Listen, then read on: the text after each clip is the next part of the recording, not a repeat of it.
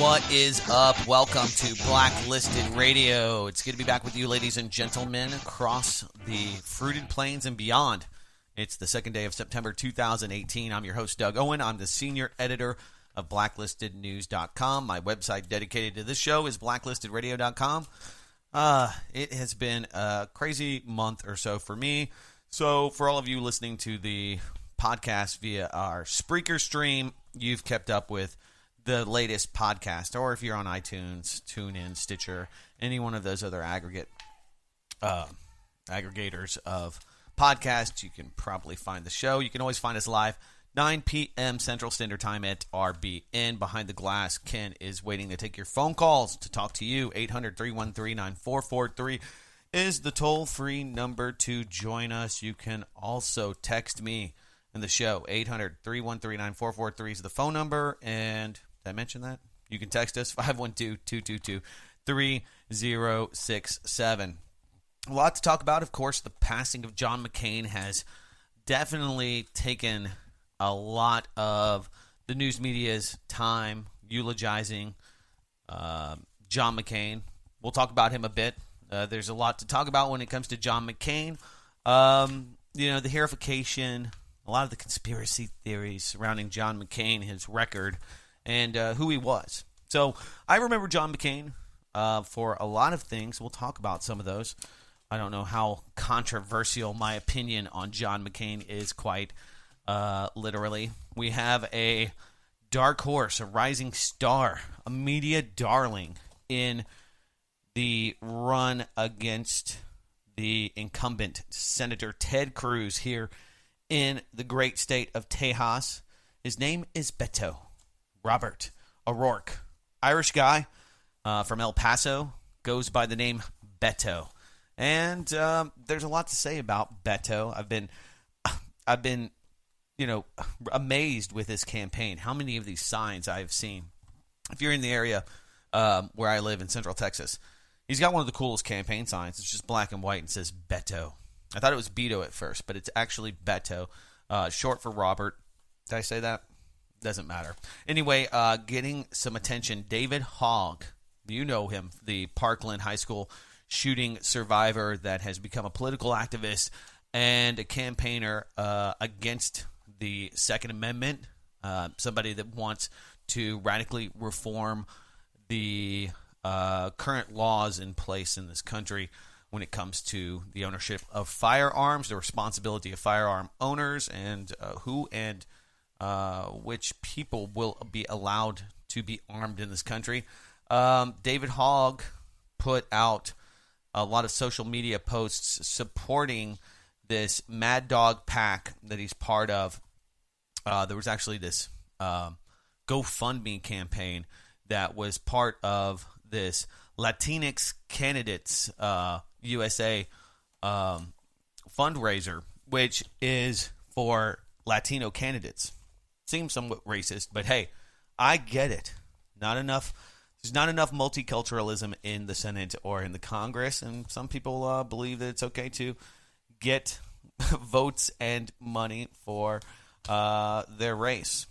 I'm not going to bang that into the ground here, but if you had some white candidates, some European or even Irishmen that were getting together and doing it for white pride and to get white people into the to the government. One, I guess it would be kind of silly because there's plenty of white people in the government. Two, it would be racist, fascist, horrible, evil group. Anyway, I'll leave that there for you out there. GoFundMe got nearly $10,000 in less than 24 hours to put out these anti-Ted Cruz billboards. So I happened to be thumbing through the channels on the TV one afternoon. TMZ was talking about Beto and this charismatic leader, and it's very reminiscent to me of the things that foreshadowed some of the media coverage of Barack Obama prior to him being the sweetheart darling of the Democratic Party. So looking for new life. Of course, the Democrats are trying to move away from Hillary. and the neoconservatives and move into a more progressive and inclusive, just a new wave for the new impassioned Bernie fans, somebody that can meet them in the middle. Because, it doesn't take a genius to think, as I do, that a lot of these people, Nancy Pelosi has seen their time, Maxine Waters, a lot of these rabble-rousers and nincompoops in the Democratic Party are making it more and more irrelevant. Just like the crazy kooks in the Republican Party and people even like Ted Cruz that hitch their wagon to going after, medical marijuana, things like that. So I actually went to Beto's website because I have come up with a new term, and I need to be informed about the candidate that I have now labeled his sycophants, his fans, as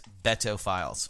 So I don't know if that's, obviously the negative connotation is implied when I say Betophile because it doesn't sound like a good thing. So I just like doing that because it entertains me to see what people think when you call their candidate a Betophile. And, have fun with that out there in the meme world. If you want, you can take it. I was thinking about putting together, some campaign flyers and some T-shirts for the newfound Beto Nation, better known as the Betophiles. Anyway, I don't know if he's going to get a lot of traction. They're saying it's neck and neck. Senator Ted Cruz, of course, a constitutional lawyer and staunch conservative. Somebody I think that's very smart. I don't agree with all of his policies when it comes to the Middle East, Israel. He's definitely much more well-networked in Washington, member of lots of committees, and probably would have a lot more traction.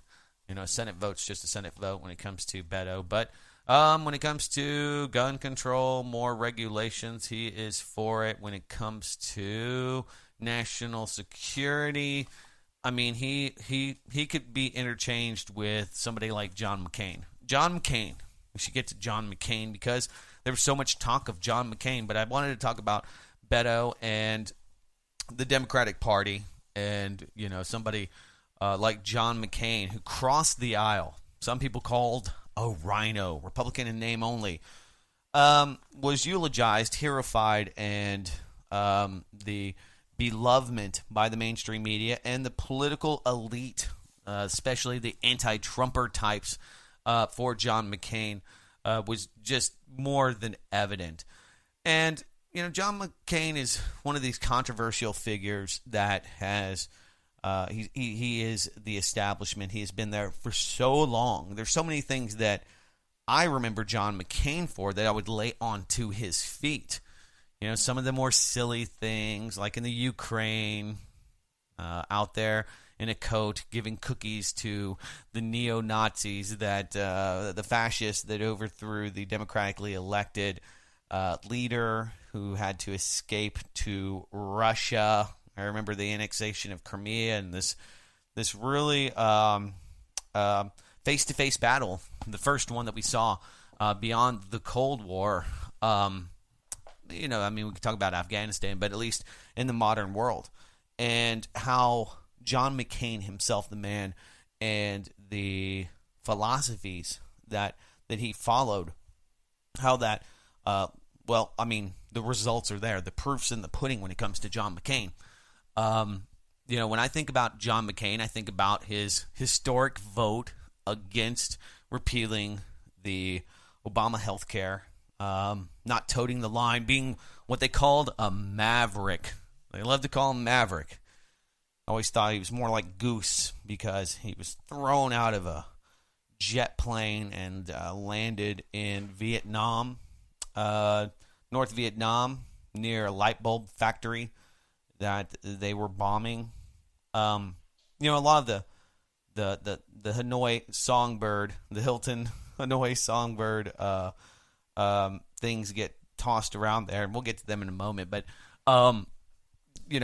obviously bombing a civilian target at the time, it was against the Geneva Conventions. I think a lot of people call him a war criminal for lesser things. And of course, John McCain was just following orders, and there are plenty of military doctrines, manuals for how to beat the army.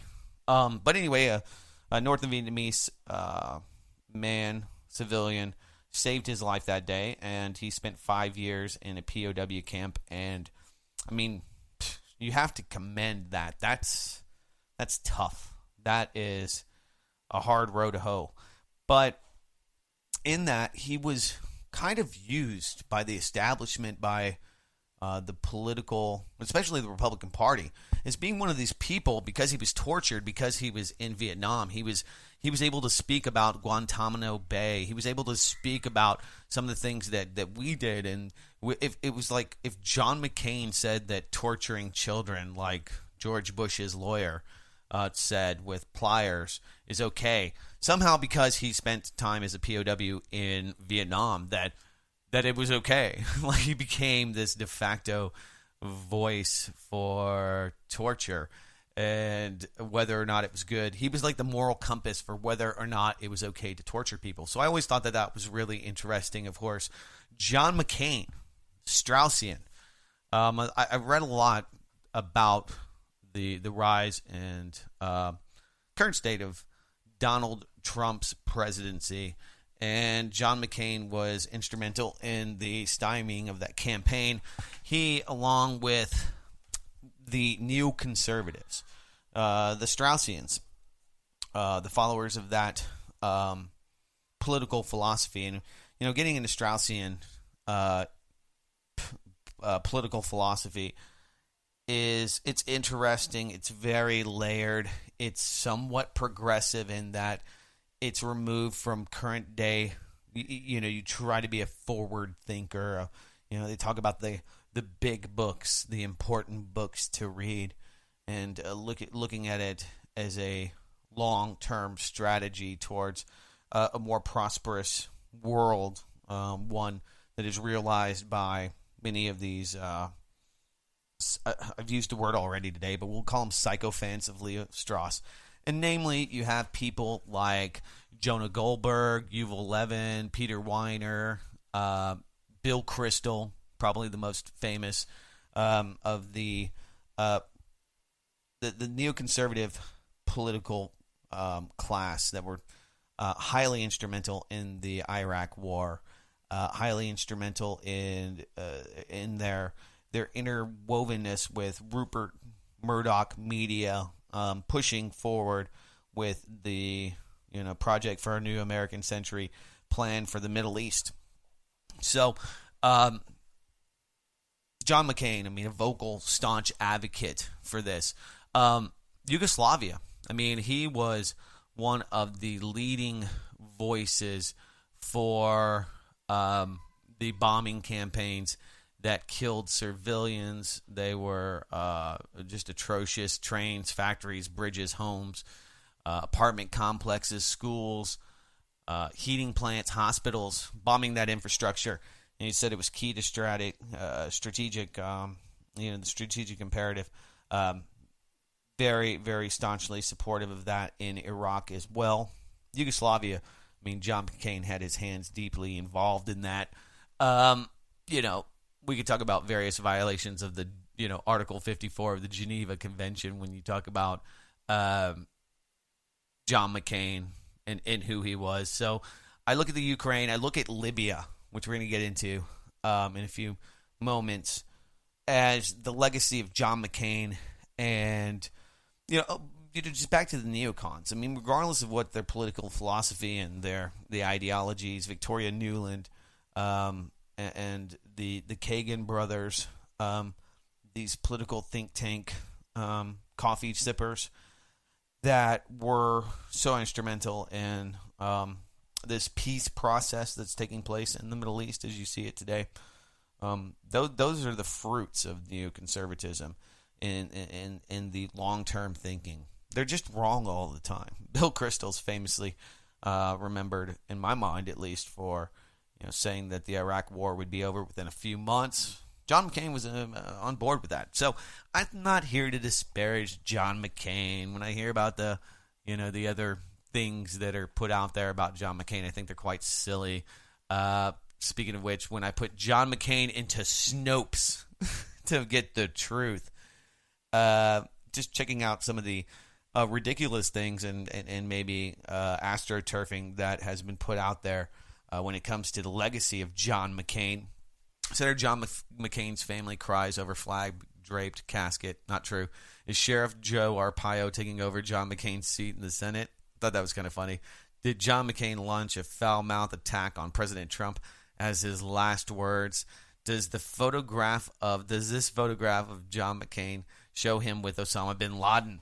Now, there's pictures of him hanging out with ISIS and a lot of other bad people, and that's one of the things I think is interesting. It's kind of an astroturfing of some of the people that John McCain famously, in many photographs, you could probably find some of those being put at the chat room at blacklistedradios.com out there for us in the photo lexicon.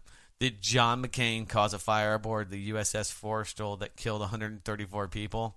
I guess it's a fluke story fabricated by him. Did Russia hack the GPS system of USS John McCain to cause a collision?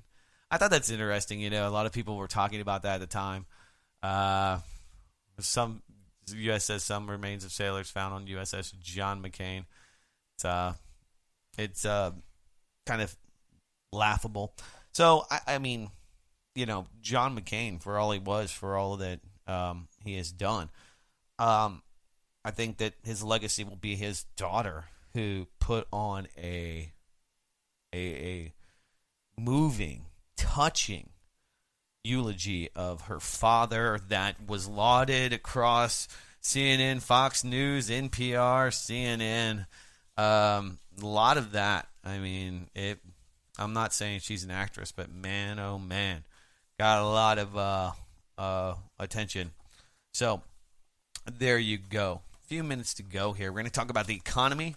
A lot of things are shifting in the emerging markets. Something I think it's worth noting, and the mainstream media is completely silent on, and that is the collapse of the Argentine peso up to 50%. We can talk about Venezuela as well, looking for intervention, slashing zeros off of the currency in hopes to stabilize the ever devaluing money that is out there. And then, of course, the system that's being used to replace that, and that is the Bolivar, the new Bitcoin Venezuela that the government is working. I know I'm eating on air. I'm sorry. Working heavily on, I guess, trying to introduce. It seems hard to have a digital currency in a world that is so analog, so very cash-based. You have to have electricity. People bitch and cry about how much electricity is being used by Bitcoin. And I don't know if those are just hyper-inflationary numbers or what the reality is, but in a place like Venezuela, I mean, unless you're the elite, you're the well-off living in the cities that still do have constant 24-hour electricity, you may be just ass out. Rupee in India crashing as well. Many of these countries looking to the IMF for stability controls for loans. Money. And that's more of the neoliberal as opposed to neoconservative philosophies that have emerged in the financial markets. So, I mean, could you imagine what 60% interest rates would look like in the U.S. economy? That's what these people are now seeing. And for an emerging market, I mean, how do you borrow money against that? 60%. Could you imagine that today? Big problems. And all of those people will be moving north by foot very shortly. Maybe to meet up with a wall once they hit the U.S. border. Maybe not. Quick break. Back on the other side. Your calls are welcome. 800-313-9443. It's Blacklisted Radio. All right, welcome back. It's Blacklisted Radio. Talking with Ken during the break reminded me that before we talked about the economic melees that may impact the U.S. financial systems and some of the shakings and rattlings around the world. And, of course, where the money goes is where the military goes. And we'll talk about The Europeans spending a lot more money, even getting the eerie eye of the U.S. for this unified military buildup that's happening in Europe because, well, they're afraid they're going to use them on all of those nice, friendly Muslims over there, and rather than on Russia, who they should be focusing on, of course. Brought to mind, how much we've been kind of overwhelmed with all of the John McCain eulogizing. It was a great opportunity for the mainstream media to focus on why Donald Trump sucks.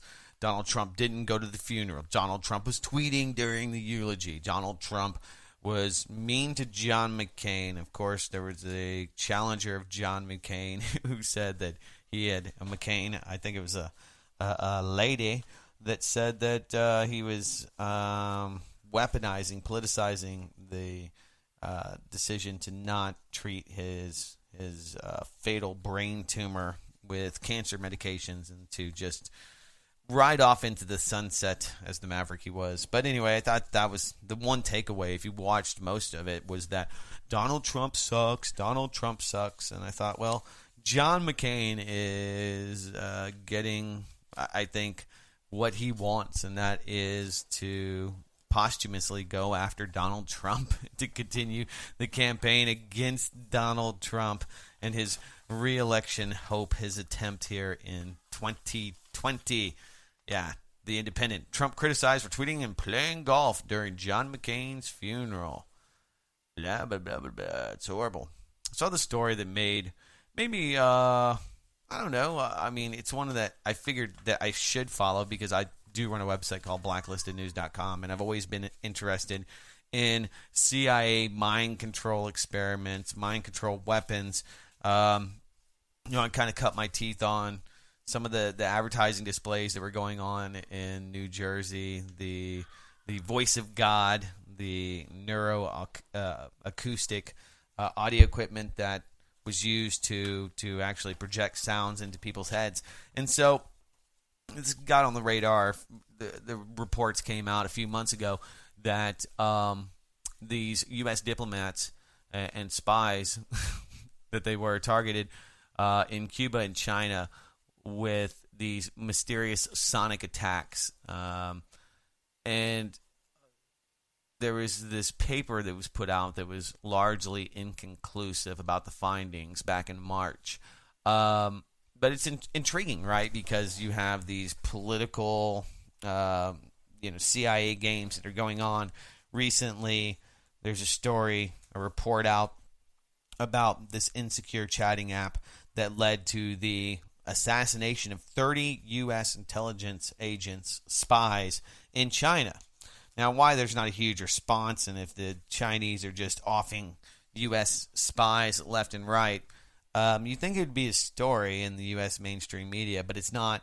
You would think that there would be more of a follow-up to Dianne Feinstein's bombshell revelations that her personal assistant was a Chinese spy, what he was privy to for 20 years, what kind of decisions were being made, what kind of files he was able to take one of those little cameras that you see in the James Bond movies and to ship back to China in some packaging, some format, maybe an email. Nonetheless, makes you go So anyway, back to this story here. The New York Times has now come out and said that there is this directed energy weapon potentially that was used. They have a new report by a selective group of elite scientists, according to the New York Times, for whatever that's worth, that looks at this, and they have said that they have consistent and concentrated similarities between that and microwave weapons attacks. So, microwave weapons, nothing new. Frying people's brains isn't the real new tactic. It's been happening for a long time. Some people do it themselves willingly. But yeah, the U.S. is calling it out. And of course, they mentioned the fact that it's a Soviet mind control weapon in the New York Times. So a little of that anti-Russian tint to it. Even though it was Cuba, who knows? All right, guys, quick break. Back on the other side. Much more coming your way. It's the one and only Blacklisted Radio. All right, welcome back. It's Blacklisted Radio. You can be part of it, 800-313-9443, toll-free number to join us live here on the show. You can also go to blacklistedradio.com. If you happen by the stream, you can come over there. Criticisms, complaints, concerns, comments, stories, anecdotes, all of those things are welcome. John McCain. John McCain. Some of the stories in there. One of which Snopes had already addressed there, Mur Bailey, about him setting fire to the ship. I don't know. Maybe he did. And, I mean, there's plenty of times when I was in the Navy I could have burned down the ship. So if he did, I'm not going to blame him. It's just I'm not going to hold it against him because that could happen. Ships catch on fire quite frequently. That's why everybody on a Navy ship is pretty much a fireman. All right, Libya chaos. Rockets rain down on Tripoli. Mass prison break of 400. Week of street battles. This is the John McCain neocon legacy right here. And that was one of the other big things was that, the neocons, the Straussians, the classical conservative papers were all in the bag for Hillary Clinton. John McCain talked about needing to vote for Hillary Clinton. So I don't know what all you staunch Republicans are thinking about John McCain. And, he's one of those guys. I mean, because he was tortured, because he was in Vietnam, he gets a pass on a lot of things. And anyway, after Zero Hedge reported heavy inter-faction fighting within the UN-backed government of National Accord, the GNA controlled Libya last week. Libya's capital city has only descended into further chaos, and it's quickly sliding toward full-on civil war. On Saturday, a barrage of rockets rained down on the city center, reportedly striking residential homes and popular hotels, and tanks continue to roam streets amid intensifying street-to-street fighting, which after a week has left 40 dead, nearly half of those civilians, and 4 of those are children. Local authorities have also cited over 100 wounded in battles that have often raged in the heart of a residential area of Tripoli in their southern district.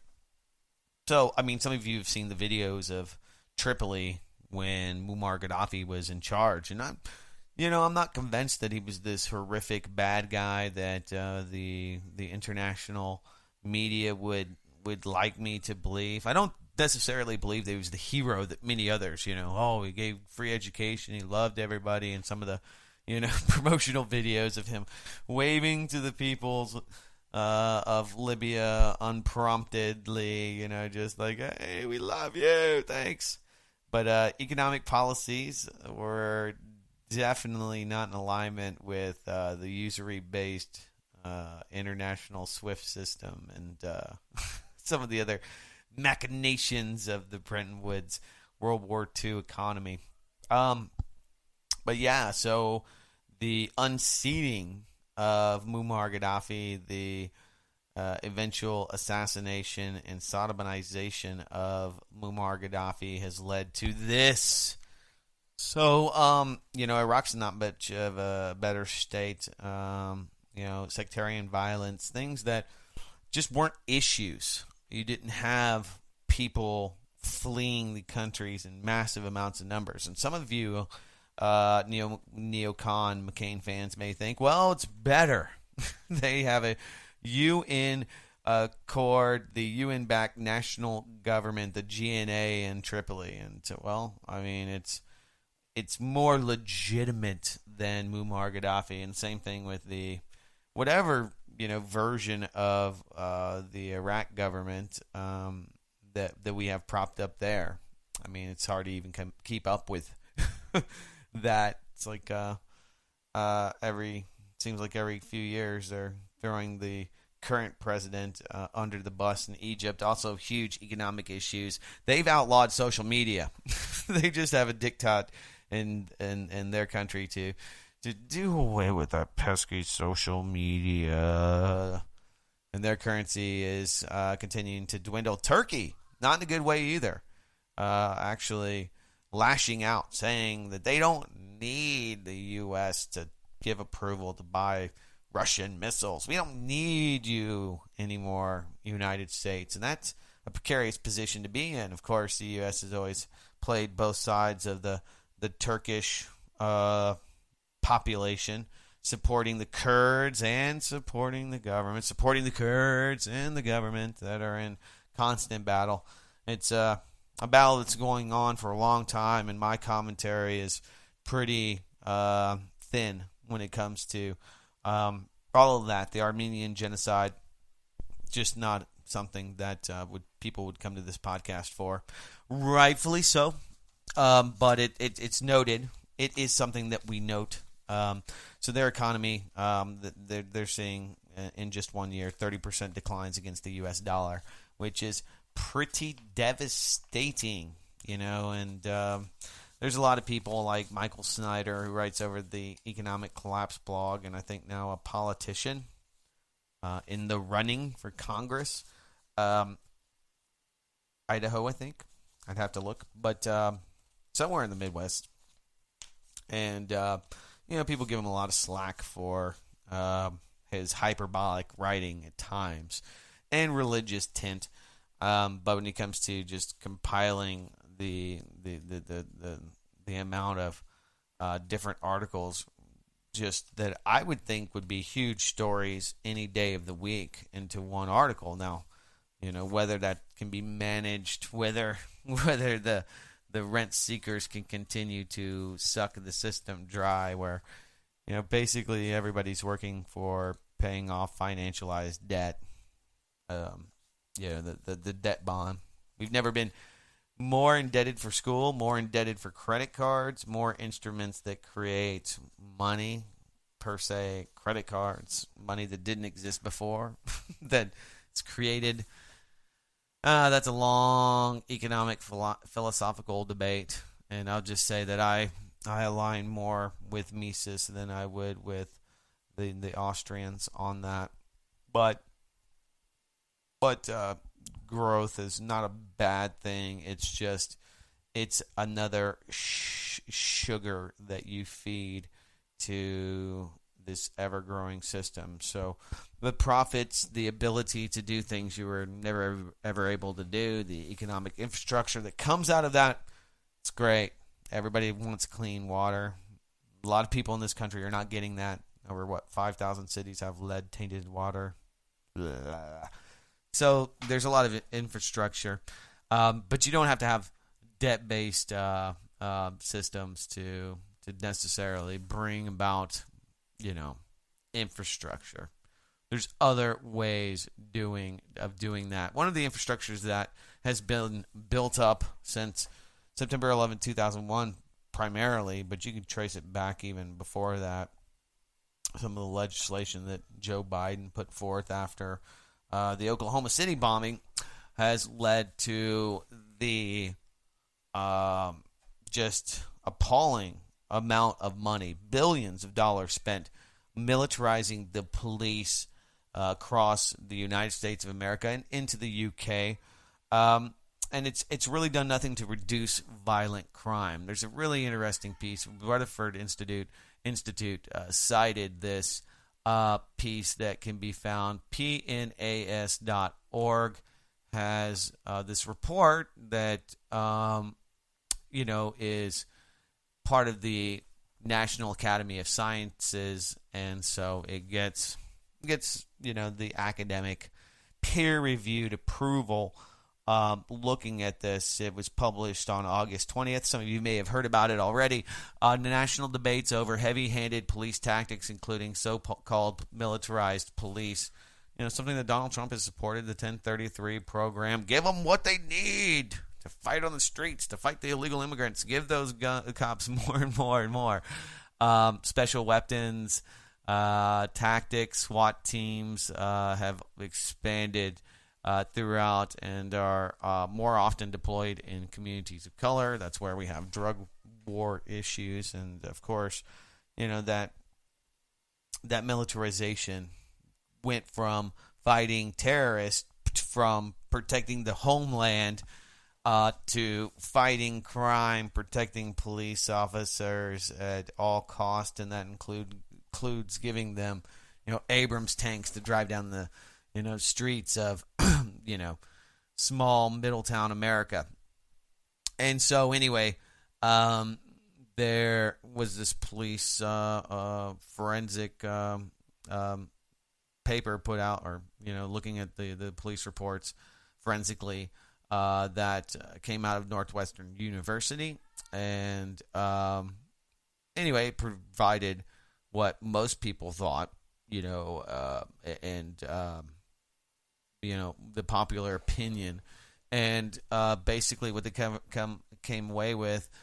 Survey experiments suggest that seeing militarized police in news reports erodes opinions towards law enforcement. Taken together, these findings suggest that curtailing militarized policing may be in the interest of both police and citizens. Increasingly visible presence of heavily armed police units in American communities has stoked widespread concern over this militarization of local law enforcement. And I just think about going to the UT game, the University of Texas football game. Not last season, the season before. And yes, I know that they lost on Saturday. So don't remind me.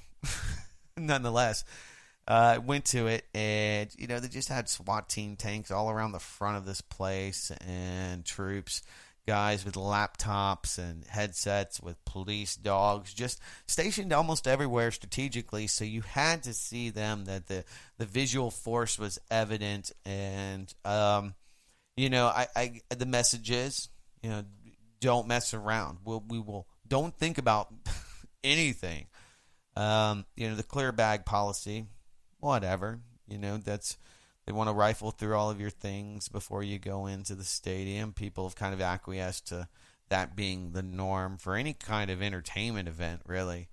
Hockey games, concerts, and the debate. I mean, obviously, I don't know if there is one to be had, but because mass concentrations of people being there, usually unarmed, provides a clear and present target for would-be terrorists, domestic terrorists, as they're now called.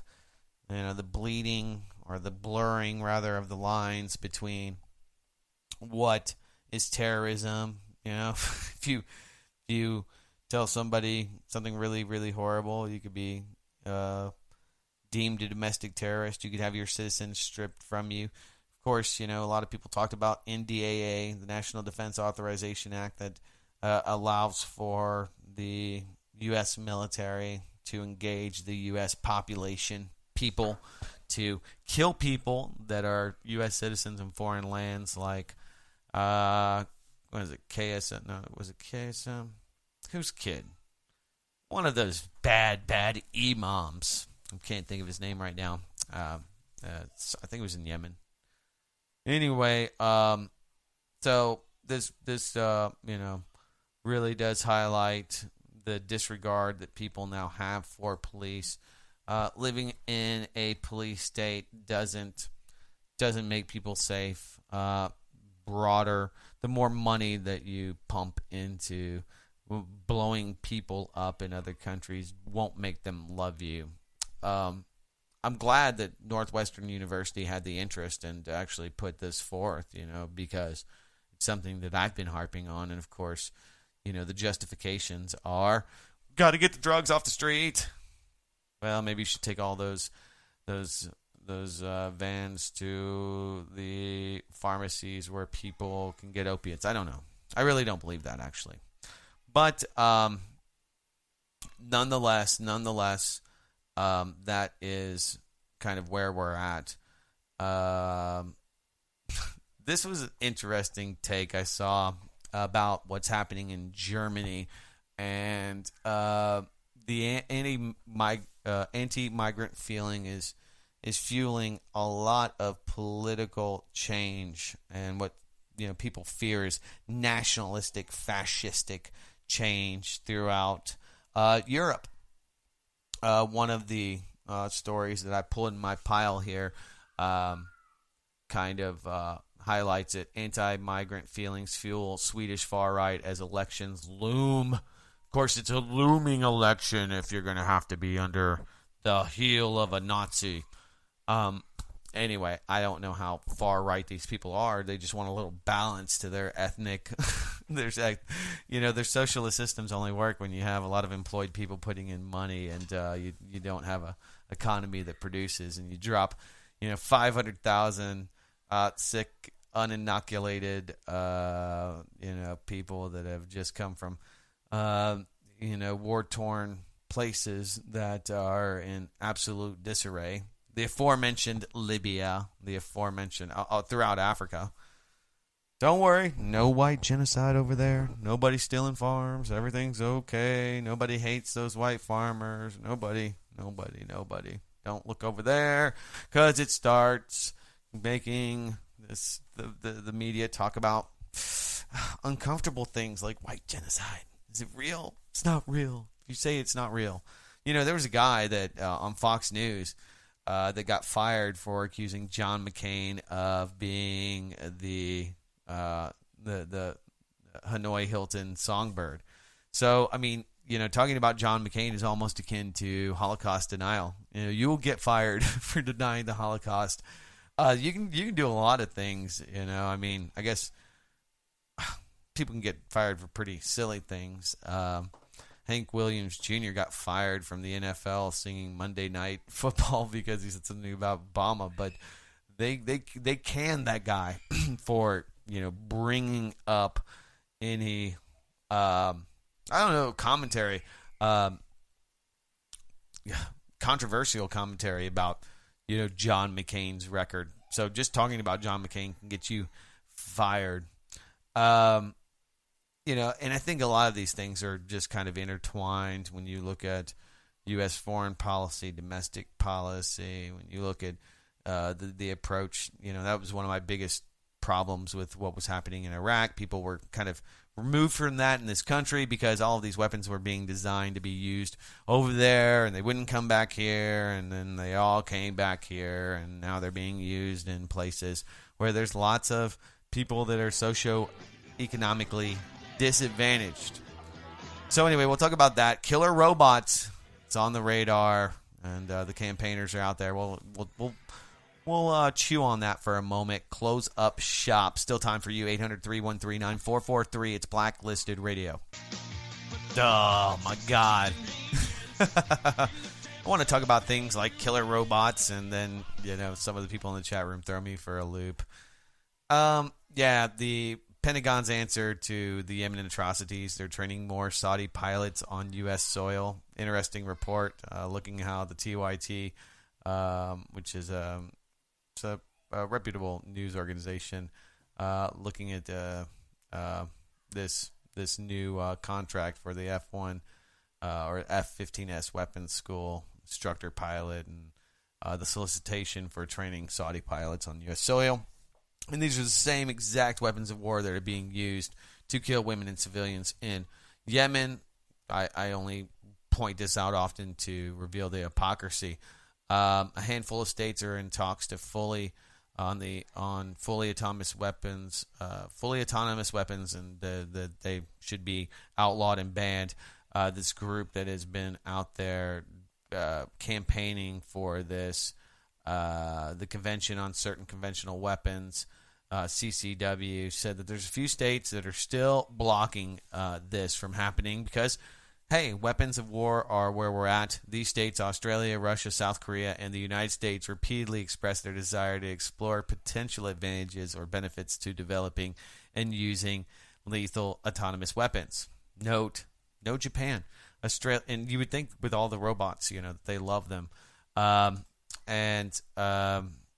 kind of it's the natural progression. Almost all of the technology that we enjoy today came via, not all of it, maybe some extraterrestrials helped, wink, wink.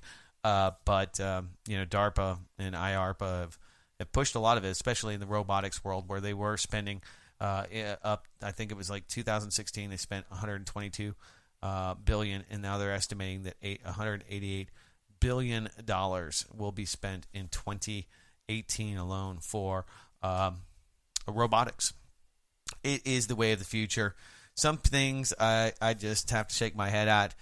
This came from PJ Media. Trigger warning. It's somewhat conservative. Move over vagina. Make room for the trans-inclusive front hole. Art in the Underground was joking about this. It's not in the not enough mind bleach world out there. you have this. They want people to stop calling the vagina a vagina because it triggers trans people, and it is, I don't know if people are just making more of this, but they're trying to kind of re-educate sex education so that people don't feel unincluded because of their front hole. So I don't know if I don't know if it's worth talking about, and really, I think some of these things, I'm like, I don't know if they can really. Who are these trans? Are they just talking to crazy people that somehow became the arbiters of what the trans community wants, or gay community, or any other community that's out there? Most of them, they get attention, or groups of people that are, historically marginalized. And I think transsexual people probably fit that mold. People don't know what to do with them or where they belong in society. And, the question is, should the government and other people, speak for them? And that's always my issue when it comes to groupthink. But anyway, if it makes you feel better, you can plug your earbuds in and listen to Blacklisted Radio each and every week right there in your front hole or your ear hole or wherever you like. That's how we do it here. Truly libertarian. You take this show in how you do it. Okay? All right. Enough gutter comedy. I want to thank you all for being part of the show. I will be back next week for another live edition of Blacklisted Radio, God willing. I hope all of you have a great week, the best weeks of your lives. Until then, take care.